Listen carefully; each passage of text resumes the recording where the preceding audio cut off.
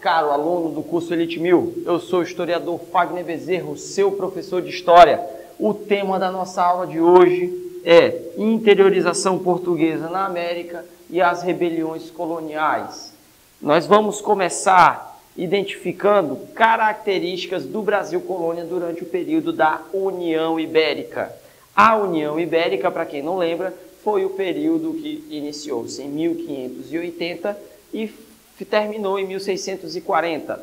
Nesse intervalo, entre 1580 e 1640, os portugueses não tiveram um rei português, mas sim espanhóis dominando a coroa portuguesa. Tudo começou quando Dom Sebastião desaparece lutando contra os mouros na Península Ibérica. Dom Manuel, seu parente, o substitui por apenas 2 anos, morrendo também sem deixar herdeiros. É nesse período que o rei Filipe II da Espanha reivindica a coroa portuguesa por ser neto de um rei português lá da década de 1530. Então, entre 1580 e 1640, nós temos espanhóis dominando a coroa portuguesa. É durante esse período que os holandeses, por exemplo, invadem o litoral brasileiro.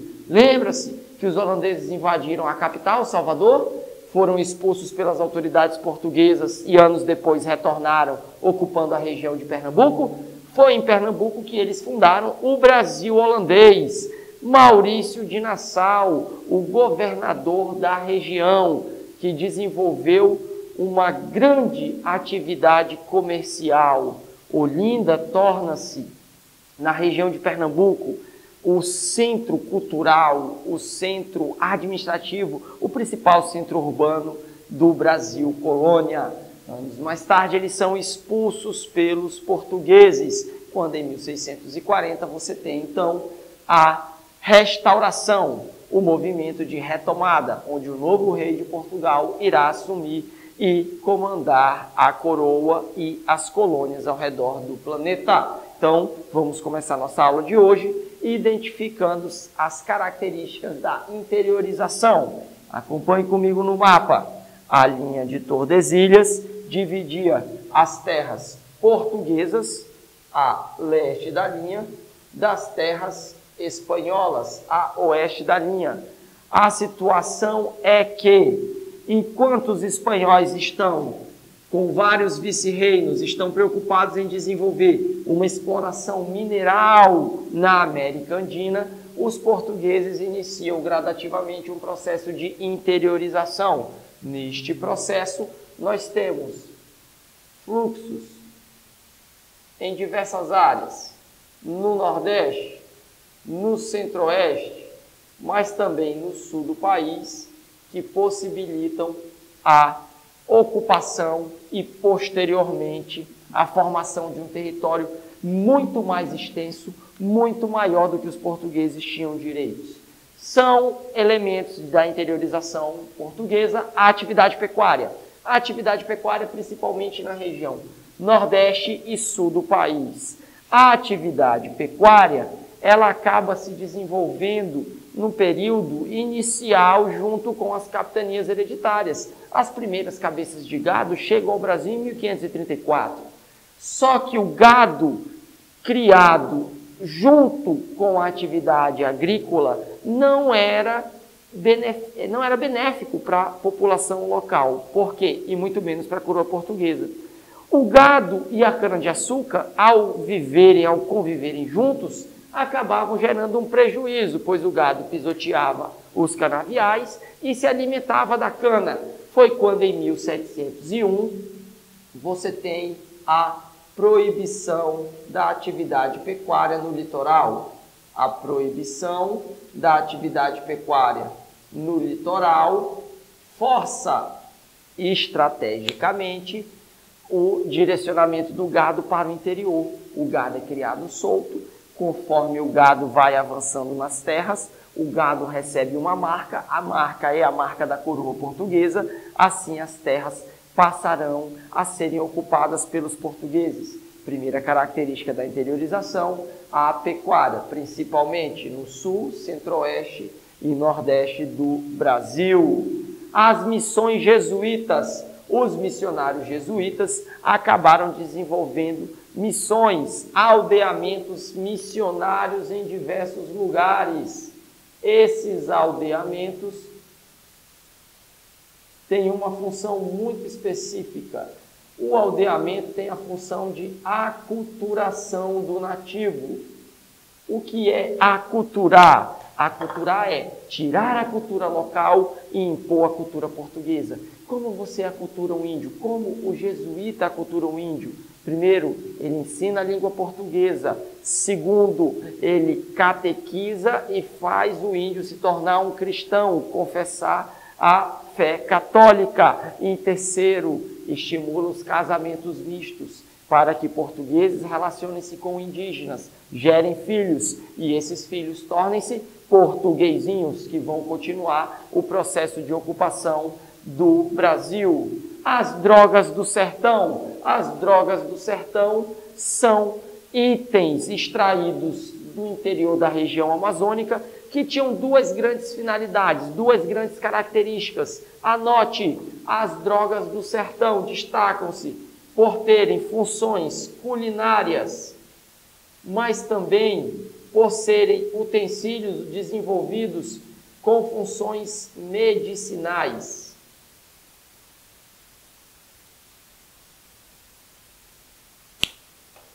Especiarias com finalidades culinárias e medicinais são caracterizadas como drogas do sertão.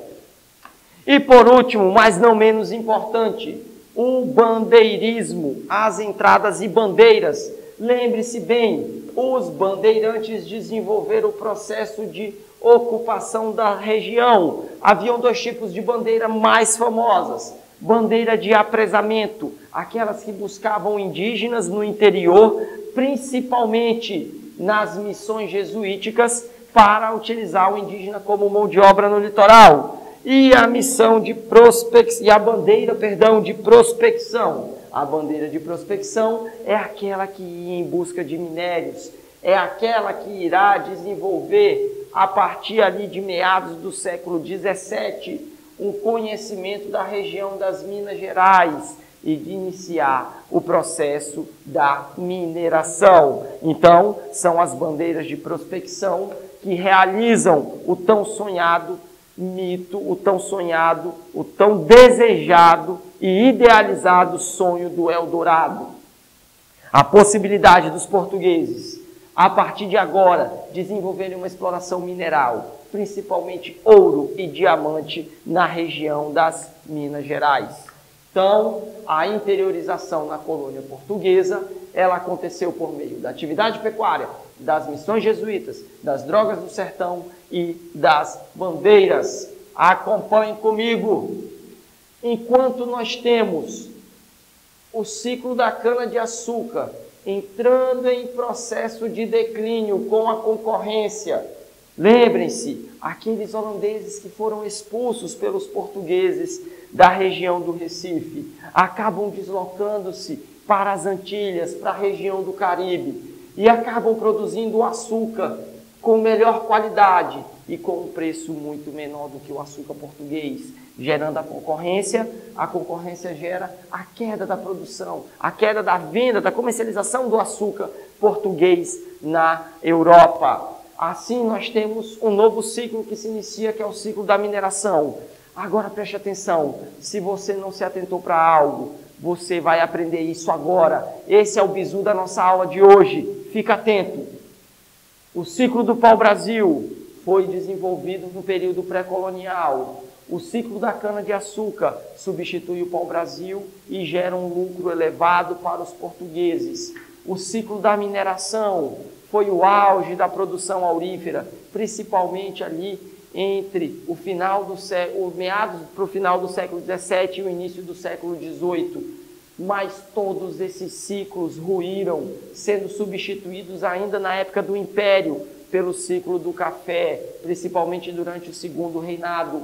Mas existe, independente do pau-brasil, da cana-de-açúcar e da mineração, algo que foi extremamente lucrativo para os traficantes brasileiros ou europeus que traficavam mão de obra escrava. O tráfico negreiro a mão de obra escrava africana, ela foi extremamente lucrativa a partir da introdução das capitanias hereditárias com o final do ciclo do pau-brasil, trazendo ainda o ciclo da cana-de-açúcar, passando pelo ciclo da mineração, continuando com o ciclo do café. A mão de obra escrava é a principal atividade econômica. Esse escravo geralmente não é comprado no mercado oficial, é comprado no mercado negro. E o mercado negro, ele gera lucros altíssimos, que não são tributados, que não são imputados impostos sobre eles, e gerando então uma categoria, um grupo de traficantes de escravos extremamente enriquecido. Independente do declínio do pau-brasil, da cana-de-açúcar e da mineração, a escravidão permanece extremamente rentável até 1850, no segundo reinado, no segundo império. Então, acompanhe e visualize ciclos econômicos do Brasil colônia, pau-brasil, cana-de-açúcar e mineração. Todos eles utilizam a mão de obra escrava como base do seu trabalho. Não esqueça, mão de obra escrava é a atividade mais lucrativa devido ao tráfico negreiro durante o período colonial.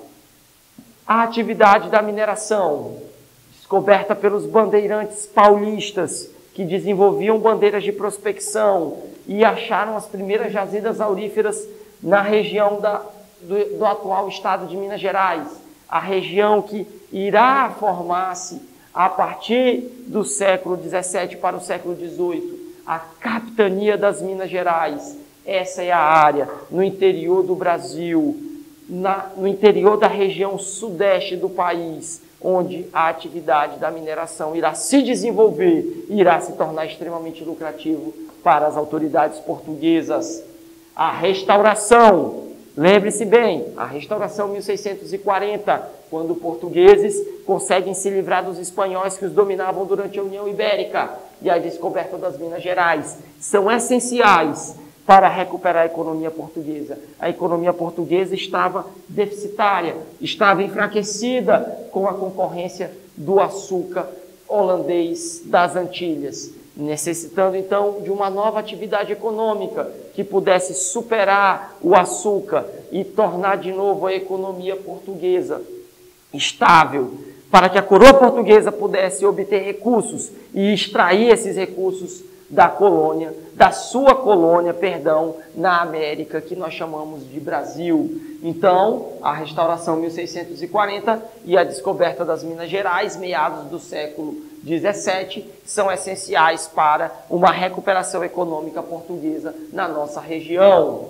Lembre-se bem, a atividade da mineração, então, inicia-se a partir de meados do século XVII na região das Minas Gerais. A principal mão de obra utilizada, mão de obra escrava. Portugueses, então, eles recebiam as terras e dessas terras eles desenvolviam a exploração.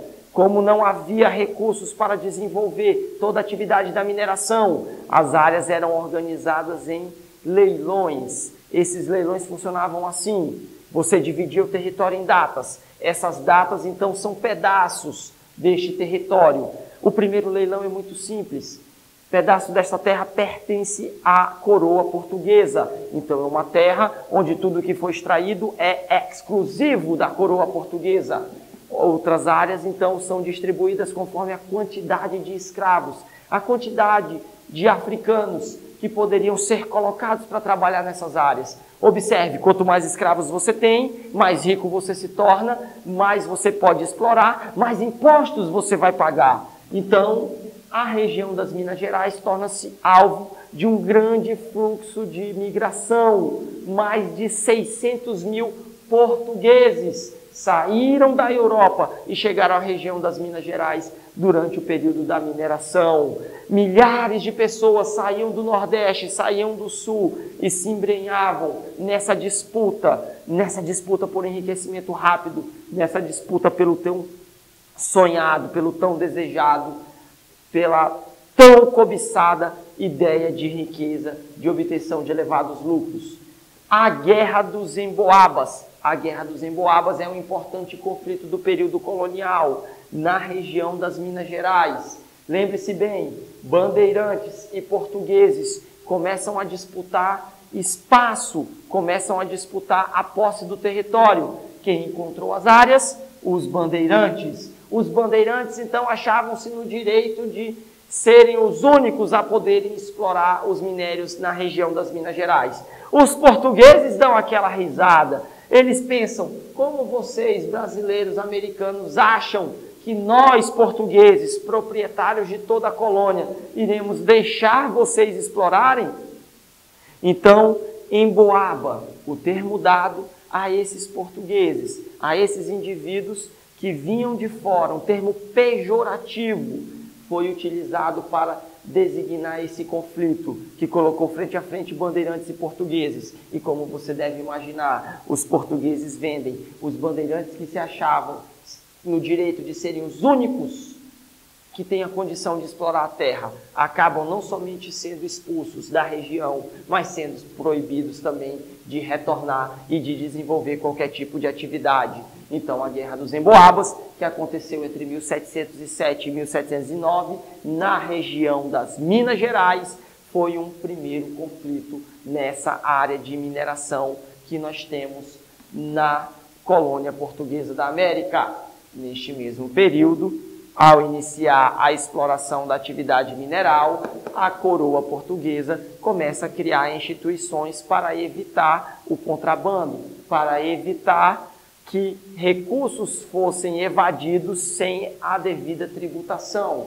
A Intendência das Minas, então, é a instituição criada pela coroa portuguesa para fiscalizar a atividade mineradora na colônia. O intendente é, então, a autoridade portuguesa nas áreas de mineração. É ele que vai desenvolver toda a fiscalização e que vai cobrar os devidos tributos, que são leis, que são obrigatórios para a serem pagos, são impostos que necessitam, ao se retirar a atividade mineral, ao se retirar o ouro, ao se retirar o minério, você deve passar por todos esses tributos. E todos esses tributos têm que ser pagos à coroa portuguesa. A grande questão é que o brasileiro daquela época já cria aquele jeitinho brasileiro de sonegar esses impostos, de burlar essas leis, coisas que veremos mais à frente. Essa imagem lembra o quê?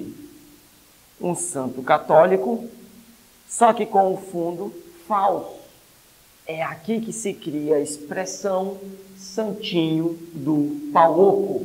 A expressão santinho do pau oco, que muitas vezes é utilizada por nós para designar aquele indivíduo que na frente das pessoas é um anjinho, parece uma pessoa do bem e por trás é o capeta em pessoa. Ela foi utilizada durante o período colonial como forma de burlar a lei, como forma de contrabandear o ouro. Todo ouro deveria ser tributado e os impostos são elevadíssimos.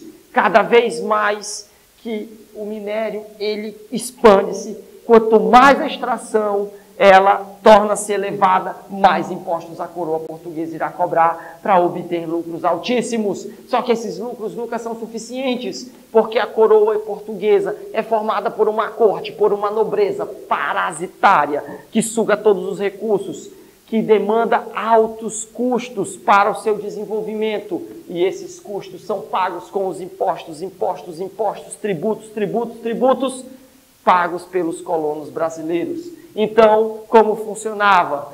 Colocava-se o ouro para ser contrabandeado dentro da imagem dos santos.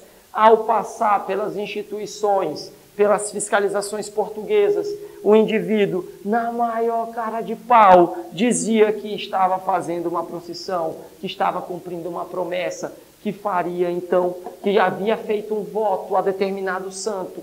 E como o português, como o brasileiro, como a maior parte da sociedade é católica, então havia toda aquela liberação sem nenhum tipo de fiscalização. Ao ultrapassar as áreas de fiscalização, os contrabandistas quebravam a imagem dos santos e levavam o ouro sem pagar um centavo de tributo. Essa era uma das várias formas criadas pelo brasileiro para burlar o sistema financeiro, para burlar a cobrança de impostos. É o que nós chamamos hoje de jeitinho brasileiro. No Brasil, a população começa a se revoltar. Quanto mais impostos são cobrados, maior é a revolta da população. Que impostos são esses? Se você acha que nós pagamos muitos impostos hoje, é porque nós não vivemos na época do período colonial. Naquela época, o brasileiro não pagava imposto ao respirar.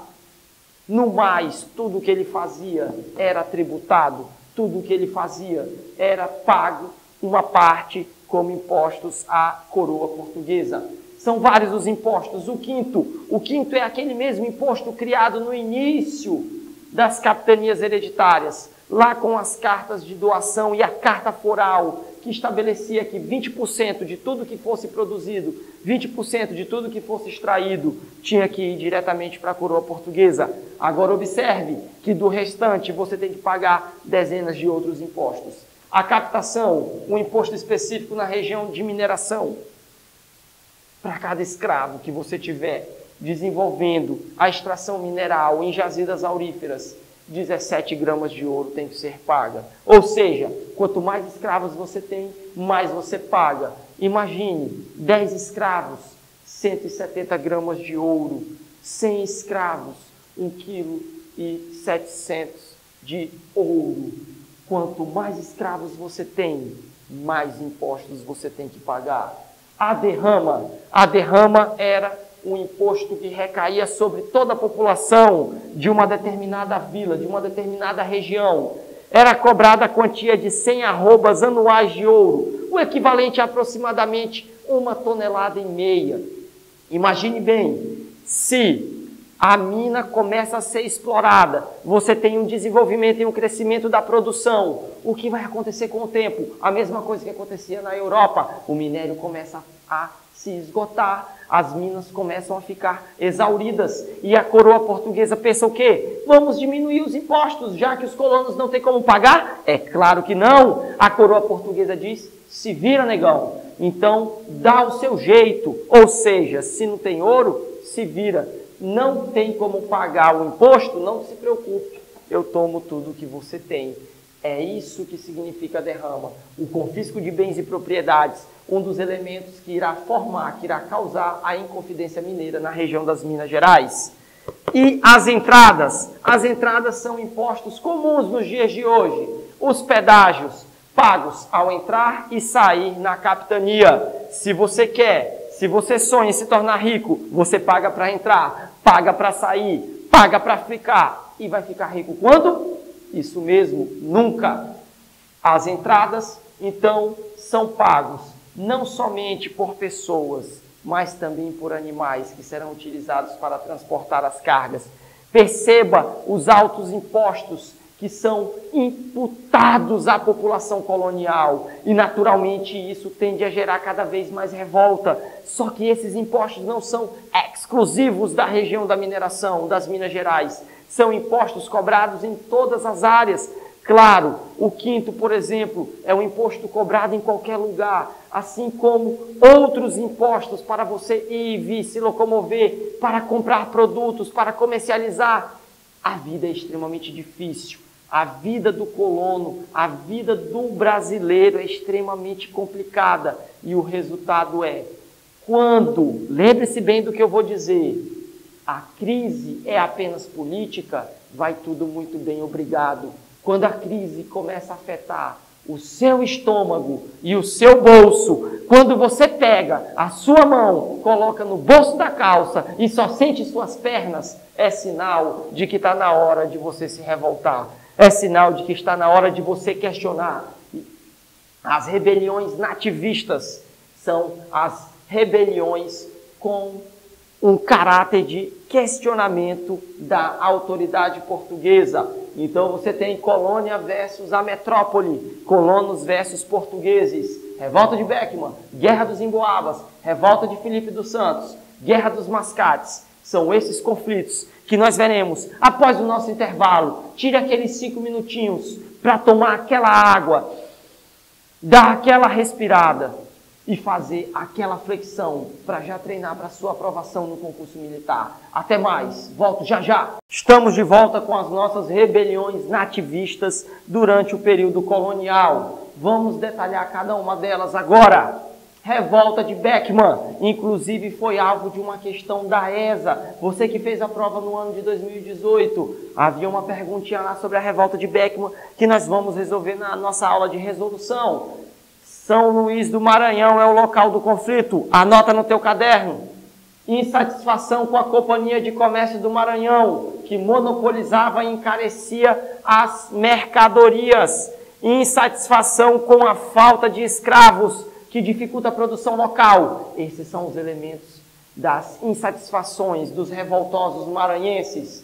Insatisfação com a Companhia de Comércio. O monopólio gerava preços caríssimos, assim como o elevado valor para os escravos, que eram também transportados por esta companhia. Todos esses elementos geram a revolta dos colonos, a revolta da população maranhense. Os irmãos Beckman invadem e saqueiam armazéns da Companhia de Comércio. Autoridades portuguesas sentem-se prejudicadas, porque colonos estão revoltados, estão irados com as altas cobranças tributárias, estão irados com a falta de noção dos portugueses ao desenvolverem a exploração dos colonos. O resultado, aprenda isso, você se revolta, você questiona e no final você ganha a morte.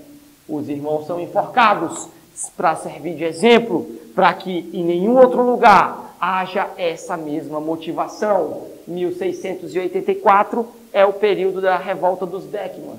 Agora prestem atenção, você acha que porque alguns serão enforcados, outros não se revoltarão? Pelo contrário, a insatisfação torna-se maior, e não somente no Maranhão. Em 1720, a revolta de Filipe dos Santos, ou também conhecida como Revolta de Vila Rica, acontecida na região da atual Ouro Preto, na região das Minas Gerais. Lembre-se, as Minas Gerais que já havia sido fruto de um conflito entre bandeirantes e portugueses, a revolta dos Emboabas, a guerra dos Emboabas, agora é alvo de outra revolta. A insatisfação com o arroxo tributário, casas de fundição criadas para derreter as barras de ouro, selar esse ouro como forma de tributação. Lembre-se bem, no Brasil colônia, no período da mineração, ouro só poderia ser comercializado em barra e selado com o selo de Portugal, com o selo das casas de fundição. Tudo isso gerava insatisfação. Portugal cobra mais impostos e só devolve o que não presta para a população. Ou seja, mais impostos, mais impostos, mais impostos e nenhuma vantagem, e nenhum benefício. E a população que tentava sobreviver, que estava sufocada, que estava ofegante pela cobrança de impostos, começa a se revoltar. Várias camadas, pobres, classe média, várias camadas da população mineira pegaram armas e ocuparam a vila. Resultado, Filipe dos Santos, o líder da revolta, foi morto. A coroa portuguesa aumenta a fiscalização sobre a colônia. Se você está reclamando de que está pagando pouco imposto, eu vou cobrar mais. É isso que Portugal faz. E Minas Gerais agora é criada. Ou seja, a partir da revolta de Filipe dos Santos, você tem a capitania mineira sendo separada da capitania de São Paulo, formando então, de um lado, a capitania de São Paulo e do outro, a capitania de Minas Gerais. Lembre-se bem, quanto mais revoltas acontecem, maior a repressão de Portugal. E o resultado é o aumento da insatisfação dos brasileiros. Pernambuco no Nordeste, 1710 a 1711, Guerra dos Mascates. Olinda e Recife, duas cidades vizinhas. Hoje, Olinda, área metropolitana da Grande Recife. No passado, havia uma rivalidade. Olinda era a sede da capitania de Pernambuco e Recife era um local onde comerciantes, onde mascates desenvolviam uma nova atividade e enriqueciam com a atividade comercial, enquanto Olinda controlava a economia pernambucana, pois era onde você tinha a atividade açucareira. Senhores de engenho, em crise desde a saída dos holandeses, que gera concorrência com os produtos pernambucanos, com o açúcar pernambucano. Senhores de engenho de Olinda controlam a economia pernambucana. Em Recife, mascates, que são comerciantes portugueses, enriquecem com empréstimos. Essa rivalidade, ela gera uma guerra, um embate. Recife versus Olinda. Portugal naturalmente vai se portar favorável ao recifense, vai ficar favorável ao mascate, ao comerciante português. A Carta Régia de 1709, então, torna Recife emancipada de Olinda. Lembre bem, Olinda era a sede, dominava o Recife. O senhor de engenho olindense, ele exige o domínio da região. Ele pega ele pega empréstimos dos comerciantes mascates que viviam no Recife. E, ao ser cobrado, ele não paga e ainda se revolta, iniciando o processo de dominação, tentando não somente dominar Olinda e os engenhos, mas tentando dominar o Recife. As autoridades portuguesas, então, intervêm no conflito,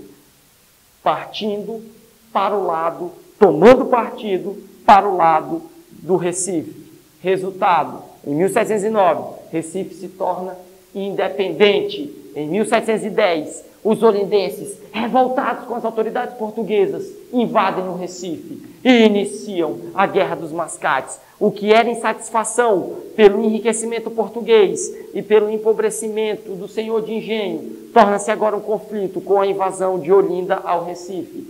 Em 1711, os mascates invadem e detonam os engenhos de Olinda, tomando posse da região e tornando-se, então, os senhores de toda a área. Se Olinda iniciou o levante porque queria dominar o Recife, o resultado do conflito foi Olinda, que era sede, agora foi subjugada e passa a ser substituída por Recife. Olinda torna-se, então, de sede apenas uma jurisdição dos recifenses, que agora dominam a atividade. Então, a partir de 1712, você tem os mascates tornando-se o centro político, os detentores do poder político em Pernambuco. Lembre-se bem, a Guerra dos Mascates gerou um confronto entre olindenses e recifenses pela disputa hegemônica política e econômica da região. Resultado, os portugueses mais uma vez utilizam da sua força para subjugar e acabar com o levante, derrotando os colonos revoltosos. O Tratado de Madrid, em 1750, marca um grande avanço das fronteiras portuguesas na região. Lembre-se bem, quando falamos de Tratado de Madrid, nós temos que lembrar do período pombalino.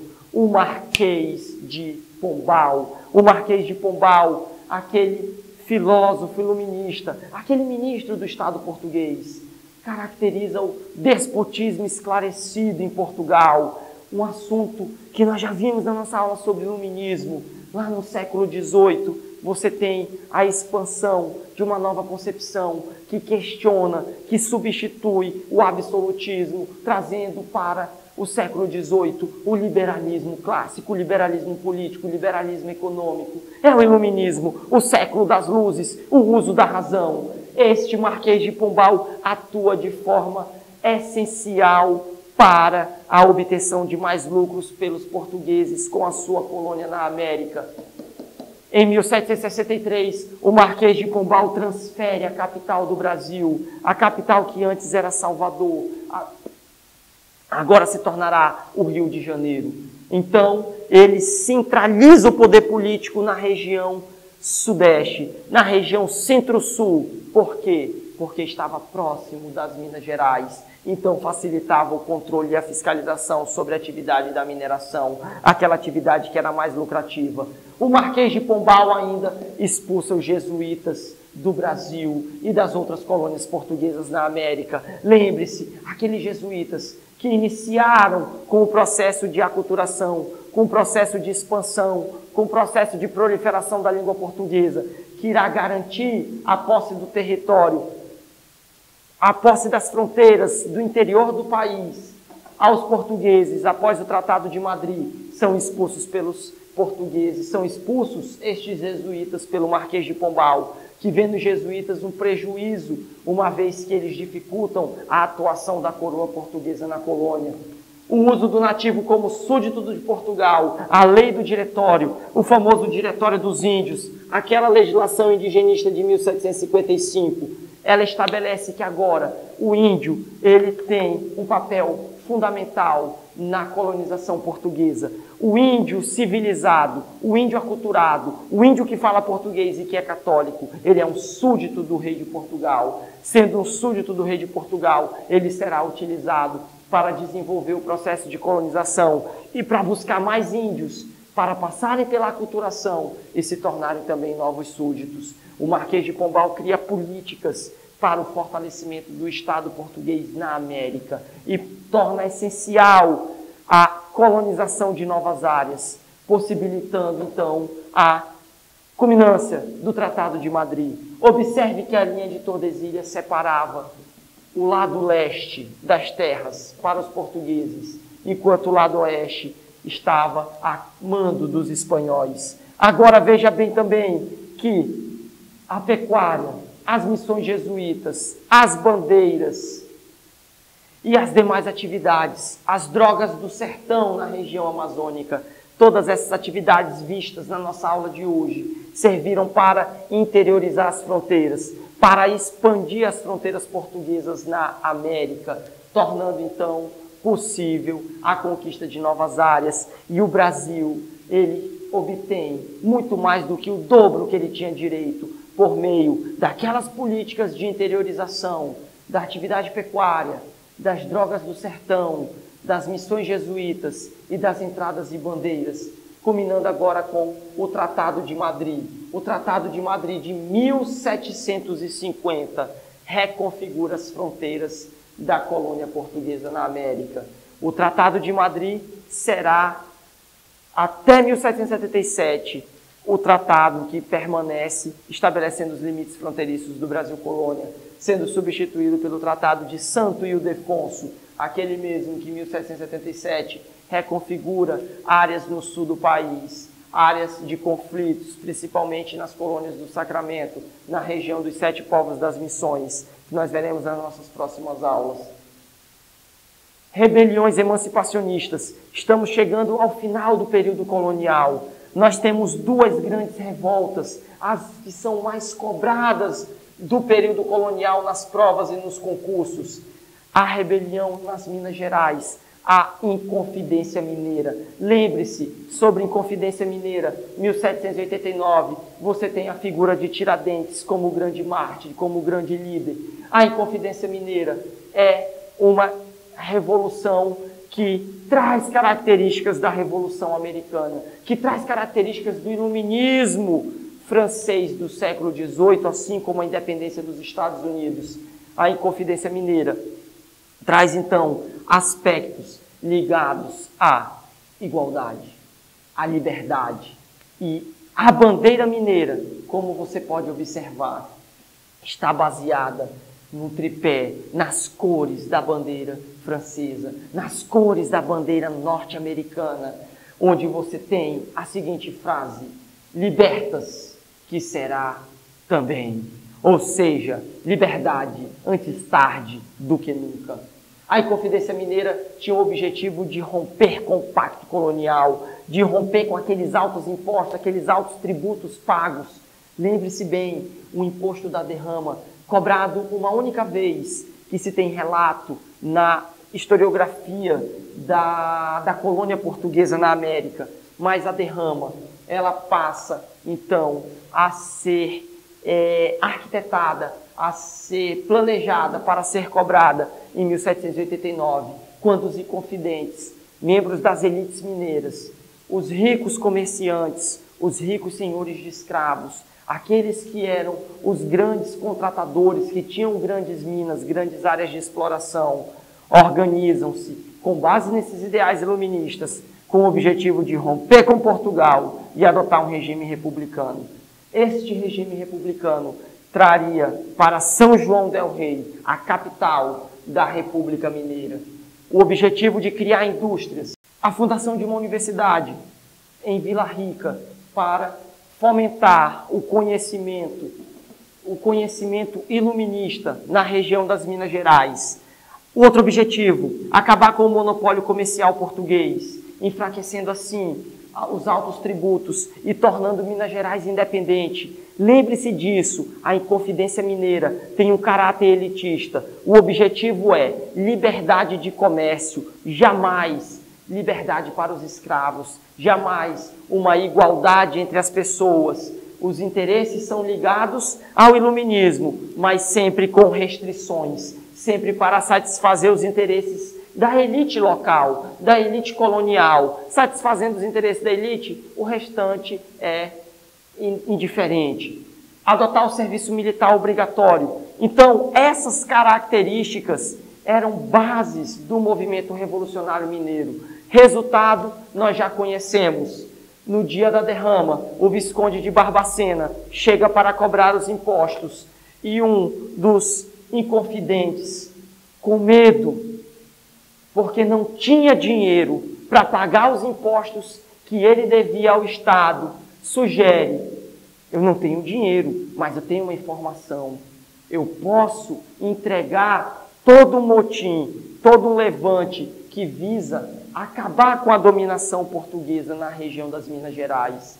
É o primeiro delator premiado. Esse é o primeiro X9. Esse é o primeiro cagueta da história do Brasil, que entrega os inconfidentes. As lideranças do movimento são presas. Tiradentes, ele serve então de exemplo. Tiradentes é enforcado, é esquartejado e seus pedaços são espalhados do Rio de Janeiro, a capital da América Portuguesa, até a região de Vila Rica, para servir de exemplo com quem se revolta contra as autoridades portuguesas. Então, a Inconfidência Mineira, um movimento elitista que visava a criação de uma república e a independência das Minas Gerais, do restante do país, do restante da dominação portuguesa, acaba antes mesmo de começar, com os inconfidentes sendo sufocados. Uns são mortos, outros são presos para servir de exemplo, e o movimento é rapidamente abafado.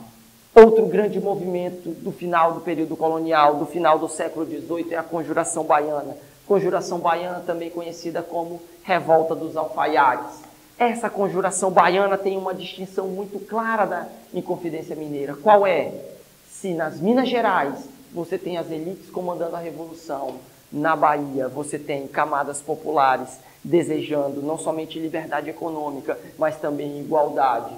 Recebe influência da Revolução Francesa. Então, os conjuradores baianos, eles trazem em 1798 referências da Revolução Francesa, que iniciada em 1789, que rompe com o absolutismo, que bota um fim ao antigo regime na Europa e traz, então, uma nova perspectiva para o Brasil. Também a proclamação de uma república, só que uma república em moldes igualitários. Vejamos, era uma conspiração popular, havia a presença de escravos, negros livres, mestiços, mulatos, brancos pobres, artesãos. Essa conspiração popular era movida contra a escravidão e a miséria. Por que existe pobreza e fome? Veja bem, na sociedade colonial, você vai lembrar que o latifúndio ele é voltado para a atividade de monocultura, aquela que gerava mais lucro. Uma vez que você só desenvolve um único tipo de variedade agrícola, começa a faltar alimentos.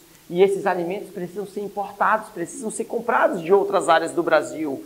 E esses produtos que são comprados são extremamente caros, ou seja, os mais pobres passam fome.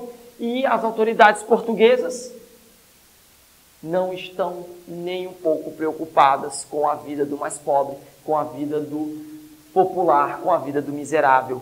Então, as reivindicações passam para algo que vai mudar, que vai transformar, que vai revolucionar a região da Bahia. Essas são as principais características que eram reivindicadas pelos conjuradores baianos, pelos alfaiates. A abolição da escravidão, proclamação da república, diminuição dos impostos, a abertura dos portos, fim do pacto colonial, fim do preconceito, aumento salarial, ou seja, diferentemente da Inconfidência Mineira, que era um movimento de caráter elitista, que queria sim uma república, que queria sim uma liberdade, só que apenas uma liberdade comercial, a Conjuração Baiana propõe reformas mais sociais.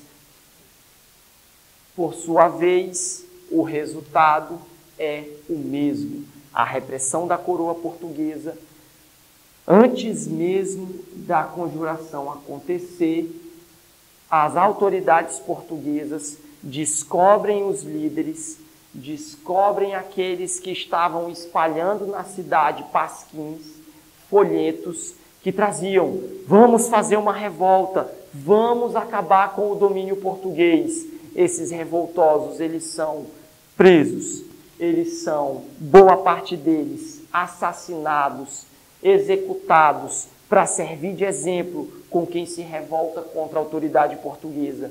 Apesar de a Conjuração Mineira e a Inconfidência Mineira, e a Conjuração Baiana terem sido sufocadas, terem sido movimentos que não vingaram, que não tiveram o seu efetivo sucesso, que não conseguiram criar repúblicas, são movimentos que colocam o início, que marcam o início do fim da colonização portuguesa na América. Por quê? Porque o colono está insatisfeito.